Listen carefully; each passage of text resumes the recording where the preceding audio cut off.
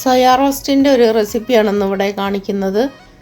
വളരെ എളുപ്പത്തിലും നല്ല ടേസ്റ്റോടു കൂടിയും എങ്ങനെയാണ് സോയാ റോസ്റ്റ് റെഡിയാക്കുന്നത് എന്നുള്ളതാണ് കാണിക്കുന്നത്. ചപ്പാത്തിയിലേക്കും ചോറിലേക്കും പൂരിയിലേക്കൊക്കെ മാച്ചായിട്ടുള്ള ഒരു റോസ്റ്റാണത്.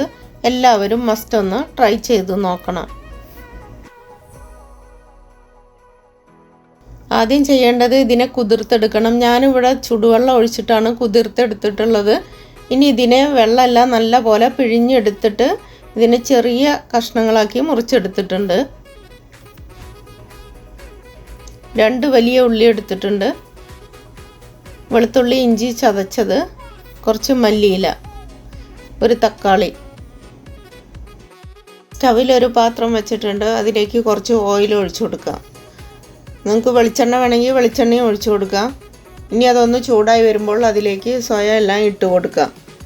ഇനി ഇതിനൊന്ന് വറുത്തെടുക്കണം. ഒത്തിരി അങ്ങോട്ട് വറവാക്കി എടുക്കേണ്ട ആവശ്യമില്ല. ഒന്ന് കളർ ചേഞ്ച് ആവുന്നവർക്കും ഒന്ന് റെഡിയാക്കി എടുക്കാം. ഈ ഒരു പരുവത്തിനാണ് എടുക്കുന്നത്. ഇങ്ങനെ ചെയ്തിട്ട് റോസ്റ്റ് ഉണ്ടാക്കുമ്പോൾ നല്ല ടേസ്റ്റാണ്. അതുകൊണ്ടാണ് ഞാൻ ഇതിനൊന്ന് വറുത്തെടുത്തിട്ടുള്ളത്. നല്ല പോലെ വെള്ളമെല്ലാം നല്ല പോലെ പിഴിഞ്ഞിട്ട് വേണം ഇട്ട് കൊടുക്കാനായിട്ട്. ഇനി അതിനെ മാറ്റി വെച്ചിട്ട് അതേ പാത്രത്തിലോട്ട് കുറച്ച് ഓയിലും കൂടി ഒഴിച്ചു കൊടുക്കുന്നുണ്ട്.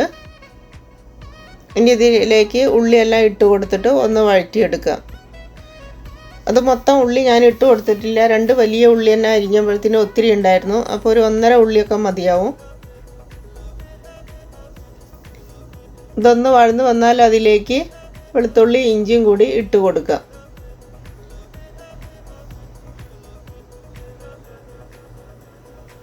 അതുകൂടി നല്ലപോലെ ഒന്ന് മിക്സ് ചെയ്തെടുക്കാം. ഇനി അതിലേക്ക് മുളക് പൊടി ഇട്ട് കൊടുക്കാം. 1 ടീസ്പൂൺ മുളക് പൊടിയും 1/2 ടീസ്പൂൺ മല്ലിപ്പൊടിയാണ് ഇട്ട് കൊടുത്തിട്ടുള്ളത്.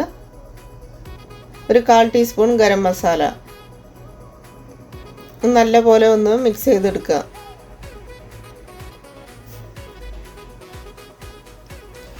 നല്ലപോലെ ബ്രൗൺ കളറായി വന്നിട്ടുണ്ട്. ഇനി അതിലേക്ക് തക്കാളി ഇട്ട് കൊടുക്കുക.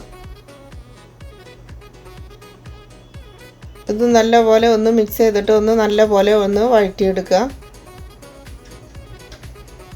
അപ്പോൾ നല്ലപോലെ വഴന്നു വന്നിട്ടുണ്ട്. ഇനി അതിലേക്ക് സോയ എല്ലാം ഇട്ട് കൊടുക്കുക.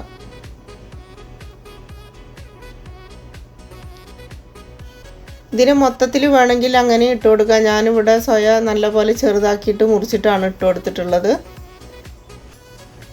കുറച്ച് മഞ്ഞൾപ്പൊടിയും ആവശ്യത്തിനുള്ള ഉപ്പും കൂടി ഇട്ട് കൊടുത്തിട്ടുണ്ട്.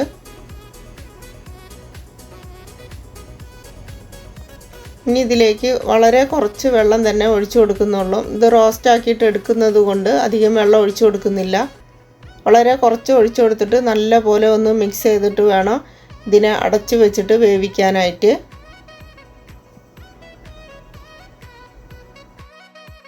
ഇപ്പം ഇത് തിളച്ച് വരുന്നുണ്ട്. ഈ സമയത്ത് വേണം അടച്ചു വെച്ചിട്ട് വേണം വേവിക്കാനായിട്ട്. എങ്കിലേ ഇതിൽ നല്ല പോലെ മസാല എല്ലാം പിടിക്കുകയുള്ളൂ. ഒരു 8 മിനിറ്റൊക്കെ കഴിഞ്ഞ് ഞാനൊന്ന് തുറന്ന് നോക്കിയിട്ടുണ്ട്. ഇപ്പോൾ നല്ല പോലെ റെഡിയായി വന്നിട്ടുണ്ട്.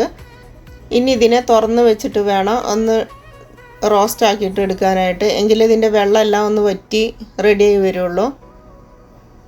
ഇടയ്ക്കിടയ്ക്കെല്ലാം ഒന്ന് ഇളക്കിയിട്ട് വേണം ഇതിൻ്റെ വെള്ളമെല്ലാം വറ്റിച്ച് നല്ല റോസ്റ്റ് ആക്കി എടുക്കാനായിട്ട്. ഈ സമയത്തൊക്കെ ഉപ്പൊക്കെ നോക്കിയിട്ട് അതിൻ്റെ കുറവുണ്ടെങ്കിൽ അതെല്ലാം ഇട്ട് കൊടുക്കണം. ഞാനിവിടെ കുറച്ച് ഉപ്പിട്ട് കൊടുക്കുന്നുണ്ട്. നിങ്ങൾക്ക് തേങ്ങ വേണമെങ്കിൽ തേങ്ങ ഇട്ട് കൊടുക്കാം. ചിരകിയിട്ടല്ല, കഷ്ണങ്ങളാക്കിയിട്ട് തേങ്ങ കൊത്തെല്ലാം ഇട്ട് കൊടുക്കാം. അങ്ങനെയൊക്കെ ഇട്ട് കൊടുക്കുമ്പോൾ നല്ല ടേസ്റ്റാണ് ഇതിന്.